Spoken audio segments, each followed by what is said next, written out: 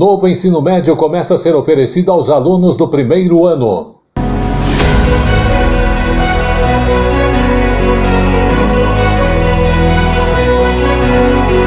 Investimento em startups cresce em torno de 300%.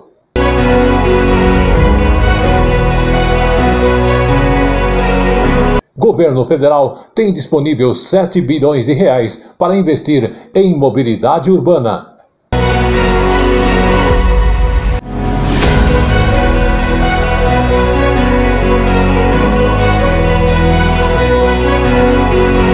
Juros mais baixos para casa própria.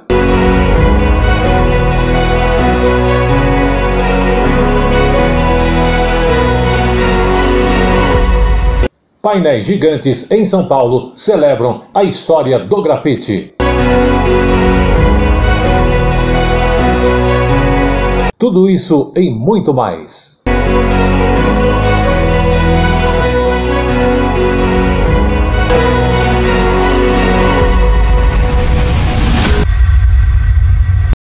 Atenção ao top de 5 segundos.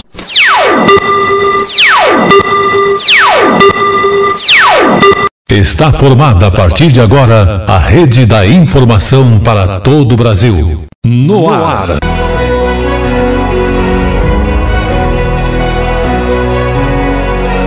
Tele Brasil Notícias.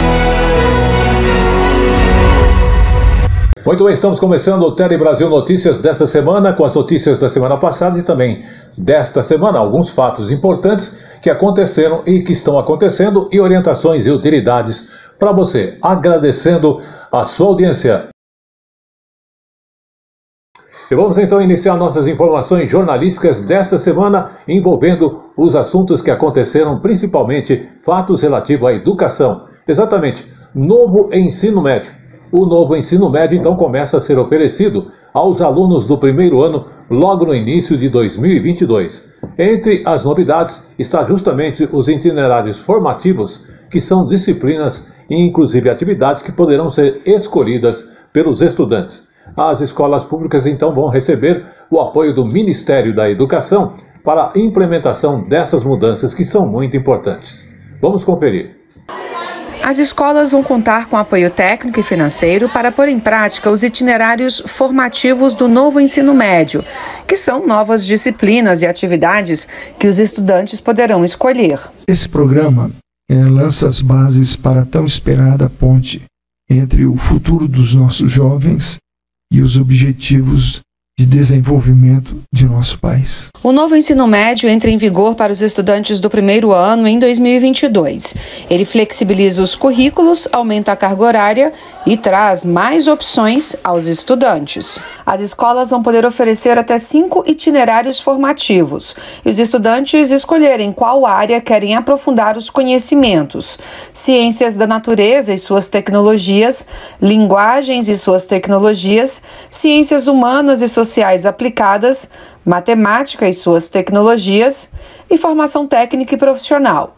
O MEC ainda vai incentivar a integração das escolas públicas estaduais com as instituições públicas de ensino superior e institutos federais e monitorar e avaliar a implementação do novo ensino médio. Ele reflete o desejo de boa parte da sociedade que se preocupa com o crescente número de estudantes que, ao completar o atual ensino médio, seguem sem perspectivas, nem trabalham, nem estudam. As escolas interessadas em participar devem fazer a adesão nas secretarias de educação estaduais. Tele Brasil Notícias.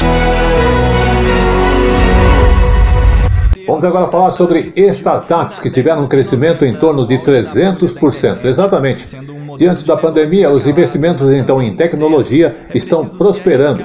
E foi o caso das startups, inclusive que são empresas inovadoras em busca de investimentos. Aliás, as soluções criativas envolvendo o universo digital, a principal matéria-prima desse segmento, se tornaram uma moeda extremamente valorizada. É o que nos conta a matéria que vem da Rede Minas de televisão. Vamos acompanhar. O termo startup surgiu no fim da década de 90, no auge da bolha da internet. Sendo um modelo de negócio escalável, mas também incerto, é preciso se arriscar na busca pelo sucesso. É o caso do Roberto, que está há 22 anos nesse mercado. Já teve empresas de vendas de telefonia e de sons personalizados para celular. Hoje, a sua startup comercializa soluções no atendimento digital ao consumidor e emprega 1.000 pessoas. Transformando agora o WhatsApp numa nova presença digital da marca. As pessoas agora, além de acessar o site, além de acessar um aplicativo, ela pode simplesmente procurar a marca dentro do WhatsApp e começar uma conversa digital. De acordo com o levantamento da plataforma Distrito, somente no mês de agosto, esses negócios captaram mais de 770 milhões de dólares em investimentos. Para desburocratizar e criar um ambiente mais favorável e regulatório para as empresas de inovação, atraindo ainda mais investidores para o setor, o presidente Jair Bolsonaro sancionou em junho o Marco Legal das Startups, sendo um projeto do Legislativo. Em 14 de janeiro deste ano, o governador Romeu Zema também sancionou o projeto da Assembleia do Marco Legal das Startups Mineiras. A lei adota medidas de estímulo ao desenvolvimento dessas empresas tecnológicas em Minas Gerais. Para as startups isso é extremamente interessante, porque no final das contas é uma facilitação do acesso a um mercado que antes era quase inacessível para elas, e para a população é ainda mais interessante, porque no final das contas ela vai estar tendo acesso muito em breve a serviços ainda mais digitais, ainda mais ágeis, com uma qualidade maior. Tele Brasil Notícias. E vamos agora falar de saúde. Exatamente. Tivemos aí no dia 21 agora de setembro o dia do Alzheimer, que justamente vem buscar reforçar a importância do conhecimento dessa doença. Aliás, data que foi criada pela Organização Mundial da Saúde para incentivar a divulgação de informações sobre a doença, principalmente para quem lida com pessoas idosas e que tem necessidade de estar atento a alguns sintomas, como você acompanha nas informações. Para manter o ritmo dos neurônios, Elza Egipto do Amaral, de 88 anos, faz fisioterapia e tem aulas de musicoterapia. Ela também se ocupa com o crochê e cuidando de plantas. Há 7 anos teve um diagnóstico difícil, descobriu que estava com Alzheimer. Tem dias que ela tá bem, tem outros que ela agride, que ela xinga, que ela não quer tomar banho, que ela não quer trocar fralda. No início foi um pouco difícil, mas com a medicação tudo foi acalmando. A doença de Alzheimer é um transtorno progressivo que afeta a memória, o pensamento e a orientação.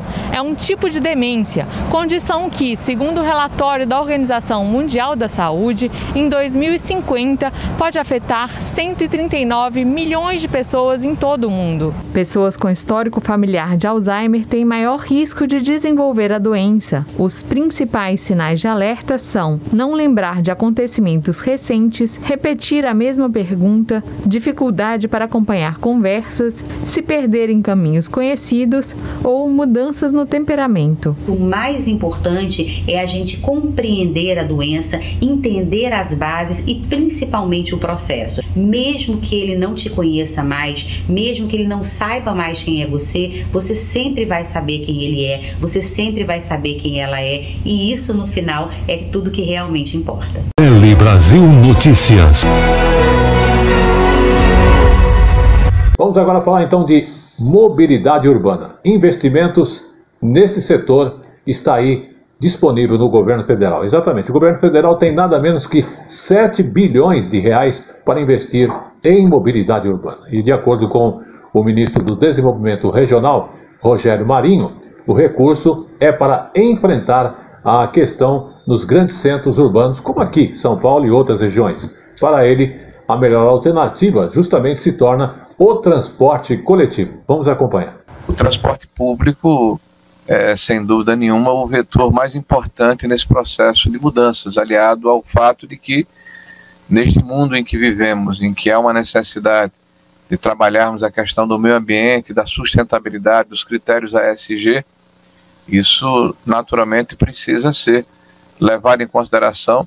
A questão da mobilidade ela é transversal, não é apenas o deslocamento das pessoas, mas o investimento na infraestrutura das cidades, na inovação, na tecnologia, na busca de transportes mais baratos, mais seguros, de viés público ou autônomos, no caso das ciclovias, que poluam menos o ambiente em que estão inseridos. Tele Brasil Notícias. Estamos vivendo agora uma semana especial, que é a Semana Nacional de Trânsito. E dentro dessa semana, é uma campanha que vai até o dia 27 agora de setembro. Ela traz o alerta sobre a responsabilidade de todos que estão nas ruas e também nas estradas dirigindo seus veículos. Vamos acompanhar. Embriaguez ao volante, alta velocidade, falar ao celular enquanto dirige, fazer ultrapassagens perigosas e, para quem está do outro lado, não atravessar a faixa de pedestres. Essas são as maiores causas de acidentes e mortes no trânsito. O pedestre de hoje é o motorista de manhã e o motorista de manhã é o pedestre de hoje. Nos últimos 10 anos, 350 mil brasileiros perderam a vida em acidentes de trânsito. E, segundo as estatísticas, 90% dessas mortes poderiam ser evitadas.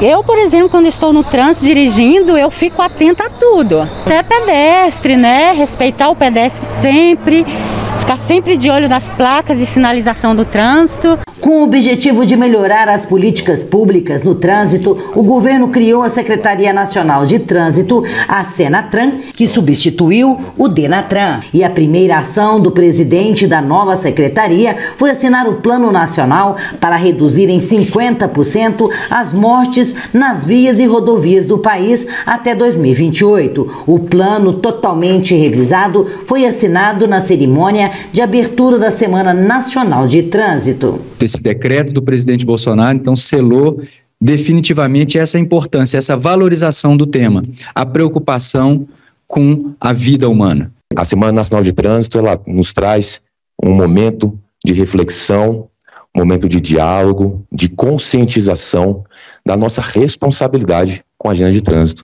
Tele Brasil Notícias. Novamente falando de saúde, por quê? Vivemos aí um momento de calor, seca, né, que favorecem justamente os aparecimentos das doenças respiratórias. E não é só a natureza que sofre nesse período. Nós também sofremos, todos nós, né? As altas temperaturas e também a seca favorecem ao aparecimento de doenças respiratórias. E as queimadas ainda tendem a piorar a situação, já que aumentou justamente com isso os níveis dos poluentes. Vamos observar. Céu cinza, tempo seco e baixa umidade do ar. A população tem se virado como pôde para minimizar os efeitos desse clima. Secura no nariz, onde eu tenho que pingar soro constantemente e hidratar muito mais do que o normal. Esta estação na região do Barreiro é uma das 4 que medem a qualidade do ar na capital mineira. Nesses lugares, os analistas fazem monitoramento para determinar os níveis de presença dos poluentes e gases no oxigênio que respiramos. A média do índice de qualidade do ar está em moderada nesta semana. Porém, em alguns momentos do dia, essa taxa vai para o nível classificado como ruim. Um dos fatores que levam a essa piora é o grande número de incêndios em todo o estado. De acordo com o Corpo de Bombeiros, nos primeiros 15 dias de setembro, foram quase 2.100 queimadas no estado. Se os próximos dias também registrarem umidade relativa do ar baixa, não registrar chuvas e a presença de incêndios continuar, esses focos de queimadas, a tendência é que a qualidade do ar continue com a classificação moderada, ruim ou até muito ruim. Essa poluição com a redução da oxigenação pode acarretar doenças cardiovasculares, doenças respiratórias. Lembrando que além das doenças respiratórias da parte inferior, que seriam os pulmões, tem também da parte respiratória do nariz, as partes superiores. Então vem as rinites, o próprio ressecamento ocular, levando a uma vermelhidão dos olhos, uma ardência dos olhos, aumento do número de conjuntivite. Tele Brasil Notícias. Vamos agora falar para você que está aí buscando adquirir a sua casa própria. Por quê? Juros mais baixos para a casa própria. A Caixa Econômica Federal anunciou uma redução das taxas de juros dos financiamentos habitacionais na linha atrelada à poupança. Exatamente. E esta medida já vai entrar em vigor a partir agora do dia 18 de outubro. A Caixa Econômica vai reduzir as taxas de juros da casa própria em 0,4 ponto percentual na linha Poupança Caixa. A modalidade contará com taxas a partir de 2,95% ao ano, mais a remuneração da poupança.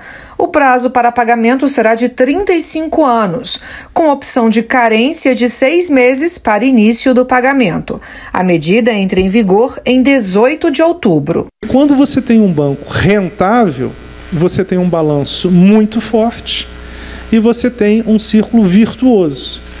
Por causa disso, é que a gente consegue ser tão competitivo. Vocês vão manter o mercado brasileiro forte, o mercado que mais emprega, o mercado que simplesmente mexe com 97 setores da economia brasileira. A Caixa também comemorou a marca de 300 bilhões de reais contratados em financiamento habitacional desde janeiro de 2019. O Banco Público tem 67% de participação na oferta de crédito habitacional no país. Nos últimos 3 anos, cerca de 6 milhões de brasileiros realizaram o sonho da casa própria pela Caixa. Tele Brasil Notícias. E chegou agora no Tele Brasil Notícias o nosso Momento Jurídico. E no Momento Jurídico de hoje, direito à pensão por morte prescreve em 5 anos quando há indeferimento administrativo.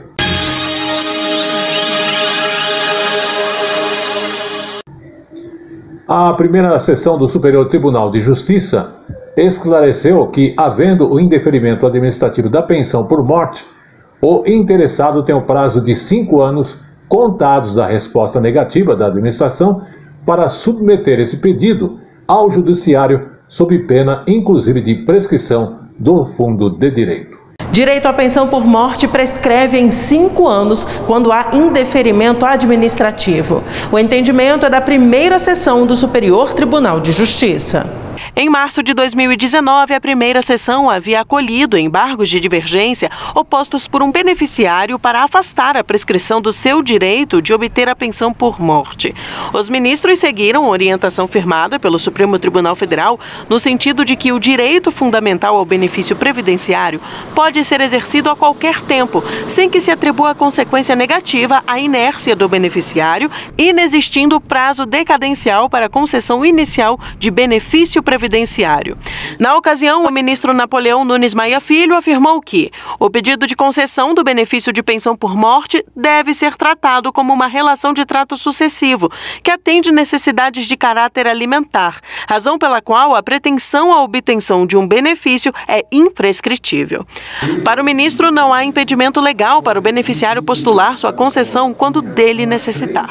Agora, nos embargos de declaração, o Instituto de Previdência dos Servidores do Estado de Minas Gerais alegou que não seria o caso de aplicar o entendimento firmado pelo STF, porque não se discute a revisão de benefício previdenciário, mas sim o suposto direito à concessão de benefício após o prazo prescricional de 5 anos, previsto no Decreto-Lei 20.910 de 1932, o qual, segundo o Instituto, não guarda nenhuma relação com o prazo decadencial previsto na medida provisória 1523 de 1997. A primeira sessão acolheu em parte os embargos de declaração do Instituto de Previdência sem efeitos modificativos. O relator, desembargador Manuel Herarte, lembrou que a matéria de fundo analisada pelo STF foi a incidência de prazo decadencial para revisão de benefício. Contudo, destacou, o STF estabeleceu que o direito fundamental ao benefício previdenciário previdenciário pode ser exercido a qualquer tempo, permanecendo aplicáveis os enunciados das súmulas 443 do STF e 85 do STJ, na medida em que registram a imprescritibilidade do fundo de direito do benefício não requerido. Seguindo esse entendimento, a primeira sessão concluiu que, havendo indeferimento administrativo da pensão por morte, o interessado tem o prazo de 5 anos contados da resposta negativa da administração para submeter seu pedido ao judiciário, sob pena de prescrição do fundo de direito. Tele Brasil Notícias. Muito bem, vamos falar agora de painéis. Exatamente, painéis gigantes em São Paulo celebram a história do grafite. Aliás, dos grafiteiros também, né? Nascido dentro da cultura hip hop, o grafite conquistou status de arte e também nos espaços dos museus. Mas é justamente na periferia aqui de São Paulo, em sua origem, que essa expressão artística melhor se traduz. Nos muros de São Miguel Paulista, por exemplo, um dos bairros mais antigos da Zona Leste paulistana, 4 grafiteiros celebram a história da comunidade em 3 painéis gigantes. Vamos observar. Na maior cidade do país, a caminhada rápida e o congestionamento dividem espaço com a arte a céu aberto. São desenhos, mensagens, cores, em prédios, viadutos, praças. Onde há espaço, os grafiteiros ocupam. As construções, elas trazem olhares e trazem cenas que nós não olharíamos, ou que nós passamos a olhar porque elas estão ali. Então, percebe esse impacto que me atravessa, ele me surpreende e ele me devolve para o meu entorno diferente. Então, ela cumpre tudo o que é da arte. Há muito tempo que as artes visuais deixaram de ser encontradas apenas dentro de museus e galerias dos centros das grandes cidades. Hoje, elas também estão em bairros da periferia, assim, ao ar livre, acessíveis a todos. Esse painel aqui em São Miguel Paulista, na zona leste de São Paulo, retrata a história da região pelas mãos de artistas de rua, os grafiteiros. Surgiu a ideia de a gente trazer a literatura negra, né? Que aqui na zona, principalmente zona leste, é forte. Aqui tem vários escritores negros e aí essa foi uma das ideias, né? E aí juntamos aqui o Abdias do Nascimento, a Carolina de Jesus e a Conceição Evaristo. Além dele, há outros 2 por aqui, este com mais de 16 metros de altura e este outro leva cores para a estação da CPTM de Cangaíba. A linguagem do grafite é a comunicação, né? É a gente se expressar e fazer com que os demais se identifiquem, né, com o nosso cotidiano, com a nossa expressão, é oferecer arte pública. Então fazer uma grande galeria a céu aberto, né, sem pagar bilheteria. Seja no centro ou na periferia, o grafite faz parte da história de São Paulo. Eu acho que o grafite hoje em São Paulo é a arte mais representativa da cidade. Não tenho muita dúvida disso, não. Mas São Paulo é uma grande produtora de cultura. Eu acho que a Quebrada hoje, realmente, a Quebrada é o grande propulsor dessa produção artística, né? Tudo que vem ali da cultura hip hop é a alavanca mesmo, né? Da cultura paulista, né? O que joga pra frente. São esses os caras que estão fazendo a cidade se destacar. Tele Brasil Notícias. Vamos hoje falar no Tele Brasil Notícias de eventos sobre o Prêmio Marechal Rondon. O presidente Jair Bolsonaro participou da entrega do Prêmio Marechal Rondon de Comunicações e esse prêmio homenageou personalidades, autoridades e instituições que prestaram serviço para o avanço das telecomunicações e da radiodifusão no país. Vamos conferir. O Prêmio Marechal Rondon de Comunicações é dividido em 4 categorias: telecomunicações, radiodifusão, serviços postais e comunicação social. O presidente da empresa Brasil de Comunicação, EBC, foi um dos homenageados pelo trabalho desenvolvido à frente da empresa. Eu estou representando aqui o time que está fazendo um bom trabalho. O bom trabalho significa comprometimento. A gente fez as Paralimpíadas, fez 7 de setembro, botou uma grade nova, ela está dando resultado, a gente está sendo relevante e é o que eu sempre falo, a gente sendo relevante, a gente vai conquistar o mundo. Também foram premiados representantes dos Correios, do Banco do Brasil, do Supremo Tribunal Federal e do Tribunal de Contas da União, além de parlamentares, ministros e servidores. A escolha dos premiados é feita por uma comissão de avaliação composta por 5 servidores selecionados pelo ministro das Comunicações. A homenagem também pode ser póstuma e, nesses casos, será entregue ao cônjuge, a um familiar ou a uma pessoa designada pela família. Durante a cerimônia, o ministro das Comunicações falou sobre as ações do ministério e destacou o leilão do 5G. Não podemos ter no Brasil, em pleno 2021, 40 milhões de brasileiros sem saber o que é a internet. Isso só será possível com o leilão do 5G. Por isso eu disse e repito, cada dia perdido do leilão é 100 milhões de reais a menos que o Brasil deixa de ganhar, fora as entregas que nós temos e fora essas pessoas que estão isoladas do mundo real, isoladas do mundo digital, isoladas da inclusão social. Nós estaremos na vanguarda com o mundo nessa questão. 5G é progresso, é investimento, são negócios, é o nosso futuro. Tele Brasil Notícias.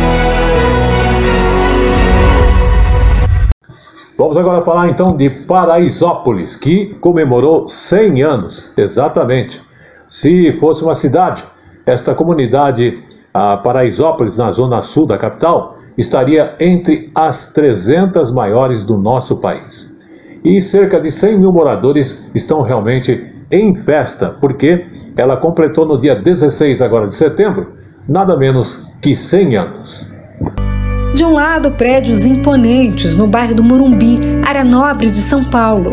Do outro, a segunda maior comunidade da capital paulista na zona sul da cidade, Paraisópolis. Tão próximos, tão distintos.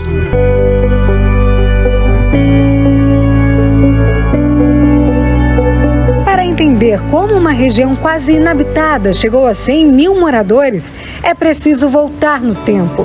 Em 1921, a região em que hoje está situada a favela fazia parte da fazenda do Morumbi.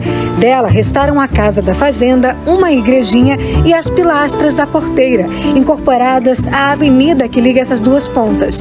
A área foi parcelada em 2.200 lotes, sem a infraestrutura do loteamento completamente implantada. Muitos dos que adquiriram esses lotes nunca tomaram posse, nem pagaram os impostos devidos. Assim começou a ocupação de parte da área. A comunidade cresceu muito nas décadas seguintes, principalmente nos anos 80, quando passou a abrigar trabalhadores que prestavam serviços na construção de bairros vizinhos. Muitos dos atuais moradores são da terceira, quarta ou até quinta geração das famílias dos primeiros habitantes. Dona Helena é um exemplo. Estou com 56 anos aqui. Eu estou com 66 de idade. Era poucos barracos e não tinha água, não tinha luz, não tinha asfalto, não tinha nada. Hoje nós temos tudo. Paraisópolis mostra força econômica e cultural, com muitas iniciativas cheias de criatividade. Uma dessas iniciativas é a Agrofavela Refazenda, que inclusive esse espaço tem um cheiro incrível, com temperos, ervas, frutas, legumes, hortaliças. As mulheres da comunidade aprendem tudo sobre o plantio para reproduzir lá no alto em suas lajes. Elas também podem decidir se querem consumir ou vender tudo que plantam. Paraisópolis tem sido um solo fértil para colher boas ideias há 100 anos. Ali estão pessoas cuja origem geográfica é no Nordeste, nas regiões norte do Brasil, mesmo aqui na região sul do Brasil, norte do Paraná. São pessoas que trazem várias tradições culturais, mantêm laços de solidariedade primários importantes e demonstram uma cultura de sobrevivência e resistência muito forte. Neste pavilhão estão 17 iniciativas do Escritório de Negócios G10 Favelas, que ajuda quem quer ter uma nova profissão, empreender ou aprender mais.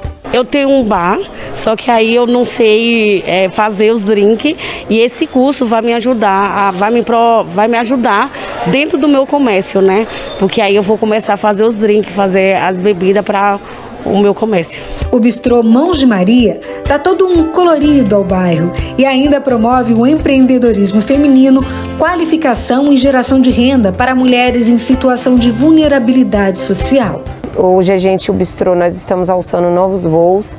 Então a gente primeiro criou um programa que pudesse libertar as nossas mulheres.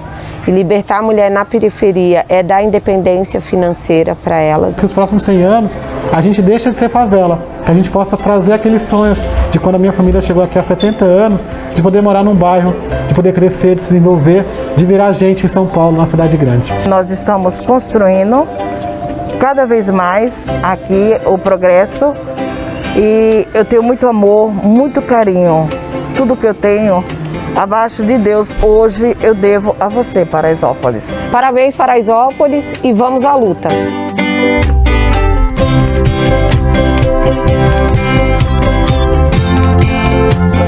Tele Brasil Notícias.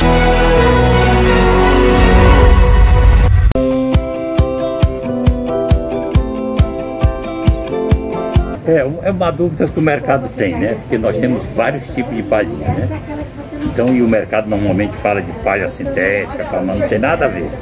Então nós temos a linha da palhinha, que é uma linha de uma palha natural, que essa palha precisa ser hidratada para poder ser aplicada em cadeira ou em móveis, de um modo geral.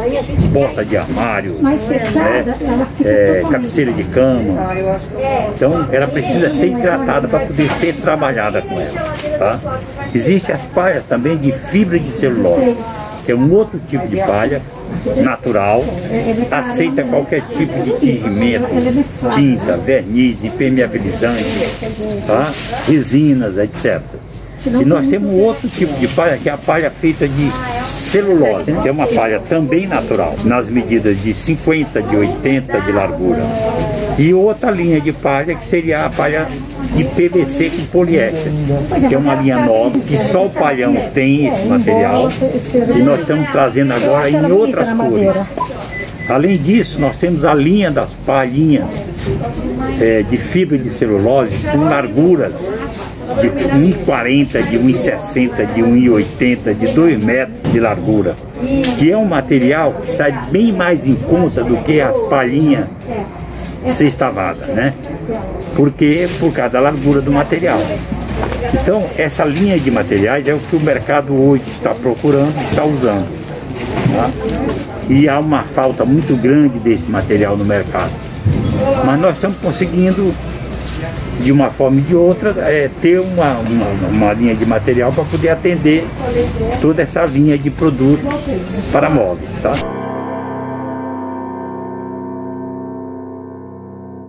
Vamos falar agora sobre alimentação. E é uma dica, né? Quando você vai comprar os alimentos e compra ali o peixe, né? Então, como não errar na compra do peixe?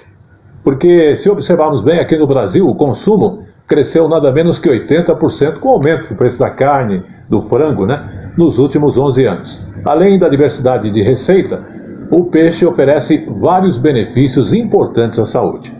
Mas para se ter essa vantagem, é necessário escolher bem as compras. Isso, durante as compras. As dicas você vai ver agora na reportagem da TV Encontro das Águas. No Brasil, o consumo de peixe cresceu 83% nos últimos 11 anos. Além da diversidade de receitas, o alimento oferece benefícios à saúde. Em média, o brasileiro consome 11 quilos de pescado por ano. Na capital amazonense, a feira de peixes da Manaus Moderna recebe todos os dias cerca de 80 toneladas do alimento e oferece variadas opções para o público. Em meio a tantas ofertas, é fácil escolher pelo preço. Mas o presidente da colônia de pescadores Z12 de Manaus alerta para os cuidados na hora de comprar. Ver a escama do peixe, o olho do peixe, ver se o peixe está batido, se está amassado. Manda o vendedor abrir o peixe para ver como é que está o peixe por dentro. A higiene da banca e o armazenamento dos peixes são fatores essenciais para a garantia da qualidade. O ideal é que eles não fiquem muito tempo em temperatura ambiente e a caixa de isopor precisa ser nova. Para sempre manter a melhor qualidade para quando o freguês chegar e consumir o peixe fresquinho. Tô vendo que você botou, tem os peixes aqui, né? Mas eles têm um tempo para poder ficar aqui, não pode ficar aqui por muito tempo, é isso? No máximo que pode ficar é 3 a 4 horas. E aí depois desse tempo? Aí arria pro gelo. Na hora da receita, o tempero é indispensável, mas essas dicas de saúde ajudam na garantia de um prato saboroso e nutritivo. Tele Brasil Notícias. Está entrando no ar a partir de agora o nosso quadro Polícia em Ação. A polícia em benefício da população e suas ações. Polícia em Ação. Muito bem, começamos agradecendo a sua audiência, mas começamos falando da Polícia Ambiental em nosso primeiro caso de hoje, que localizou papagaio mantido em cativeiro. Isso tudo aconteceu como? Na segunda-feira, dia 20, os policiais militares, então, do 5º Batalhão de Polícia Ambiental, aliás, de parabéns aí, localizaram uma ave mantida em cativeiro irregularmente em Piracicaba, interior aqui de São Paulo. E no caso, durante as averiguações, a equipe localizou um papagaio verdadeiro mantido em cativeiro irregularmente. O animal não apresentava ferimentos ou mesmo sinais de maus tratos, porém, sendo elaborado o auto de infração em desfavor do seu proprietário, porque ele está descumprindo a lei. A ave foi depositada com o proprietário, tendo em vista não haver locais para destinação imediata, sem prejuízo para apuração penal, por infração em tese do artigo 29, parágrafo 1, inclusive da terceira Lei Federal, a número 9.605 de 98. Polícia em Ação. E vamos ao nosso caso seguinte.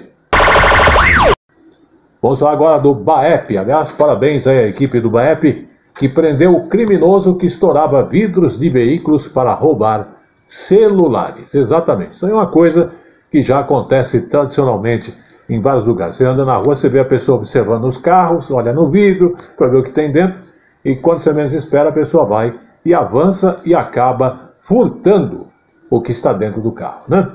E isso tudo aconteceu na segunda-feira, agora dia 20. Então, os militares do 7º Batalhão de Ações Especiais da Polícia detiveram um criminoso por furto de celular em Campos Elíseos, no centro de São Paulo. Como é que aconteceu os fatos, né? A equipe estava então em patrulhamento quando abordou aquele criminoso, né? E no caso foi localizado com ele um aparelho celular, uma luva e 2 ponteiras, daquelas que é utilizada para se estourar vidros de carro.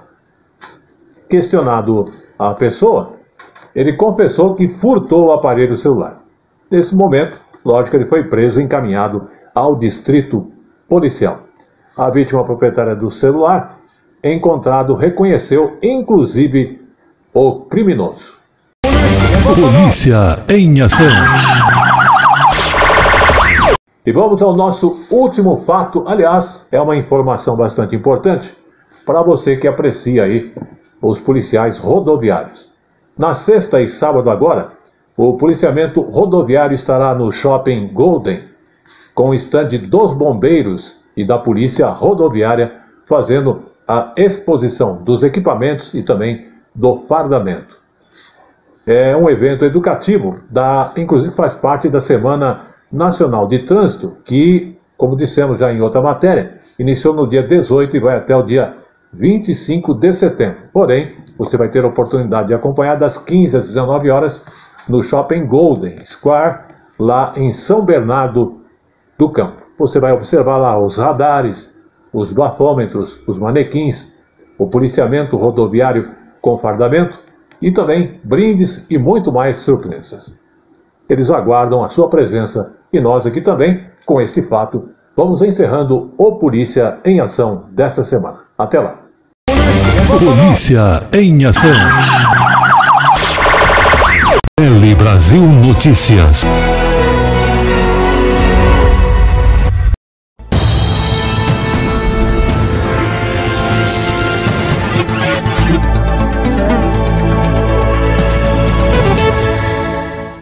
Está começando a partir de agora o Tele Brasil Esporte no Ar. A informação do esporte feita especialmente para você. Tele Brasil no Esporte. Começamos então no primeiro assunto falando do Felipão, que ajustou o sistema defensivo do Grêmio. Notícias do mundo esportivo. Exatamente na luta contra o rebaixamento do Campeonato Brasileiro, o Grêmio de Felipão mostrou poder de reação, inclusive contra o Flamengo. Ao vencer por 1-0, o resultado positivo colocou o time na 17ª colocação e deu ânimo aos torcedores que sonham com o retorno e também bem tranquilo para a equipe. Tele Brasil no Esporte. E vamos agora à nossa segunda notícia de esporte. Lateral na área, Igor é o novo reforço do Ceará. Notícias do mundo esportivo. Inclusive, o prazo para inscrever novos atletas na disputa do Campeonato Brasileiro encerra sexta-feira. E o Ceará acertou a chegada do lateral direito Igor, que estava no Coritiba.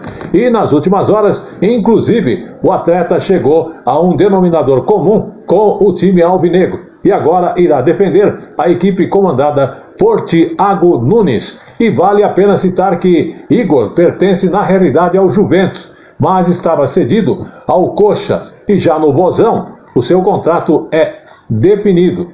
O valor da negociação, inclusive, não foi revelado. Tele Brasil no Esporte. E vamos agora à última notícia de esporte, falando do Bahia. Notícias do mundo esportivo. Diante do Inter, Bahia tenta acabar com a marca negativa como visitante. Exatamente, ao empatar com o Red Bull Bragantino, dentro de casa o Bahia volta ao campo no final de semana e tenta recuperar os pontos perdidos no Beira-Rio, onde visita o Internacional.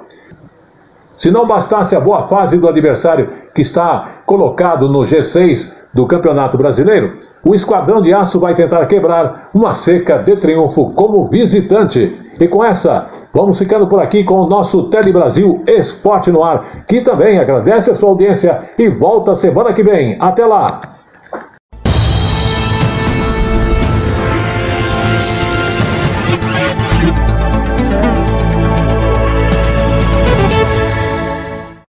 Tele Brasil Notícias. Muito bem, como eu falo sempre, tudo que é bom dura pouco, e o Tele Brasil Notícias de hoje está chegando ao seu final, agradecendo, como sempre, a sua audiência e a sua presença em nossas informações. Mas antes de encerrarmos, lembramos, não esqueça de usar máscara, evitar aglomeração e, acima de tudo, cuide da sua saúde, exatamente, tome as vacinas que são essenciais. Mas temos um convidado ainda antes de encerrarmos, que é justamente aquela matéria que vai falar dos queijos produtores mineiros que são destaque em competição na França, exatamente. Então, na França, há uma espécie de Copa do Mundo do Queijo que premiou 57 produtores brasileiros. A maioria, é claro, da onde? De Minas Gerais. 40 das 57 medalhas brasileiras foram mineiras. O Brasil, de forma geral, terminou a competição na segunda posição. Só os donos da casa ficaram com mais prêmios. Vamos observar. O concurso internacional é considerado a mais importante premiação do mundo do queijo. No total, 952 produtos foram inscritos. É muito importante isso pra gente, que somos produtores. Então, eu achei muito legal. A gente está aprendendo a conhecer o mundo do queijo.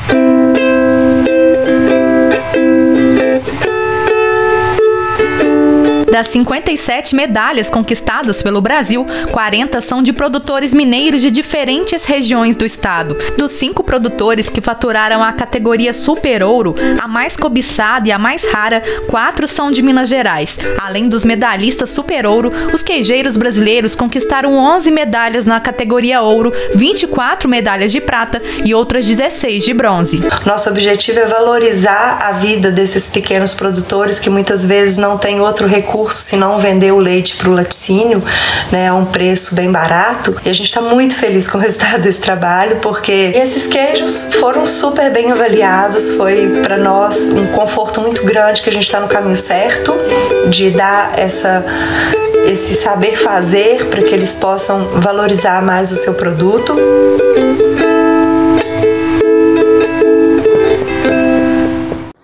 E esse foi o Tele Brasil Notícias dessa semana, um pouquinho diferente aí para você. Lembrando que fazem exatamente no mês de setembro 4 anos de existência, estamos então no 4º ano do Tele Brasil Notícias, e agradecemos o apoio técnico e também nas filmagens do Pedro Henrique, acompanhando de perto aí para você, e estamos de volta semana que vem. Até lá!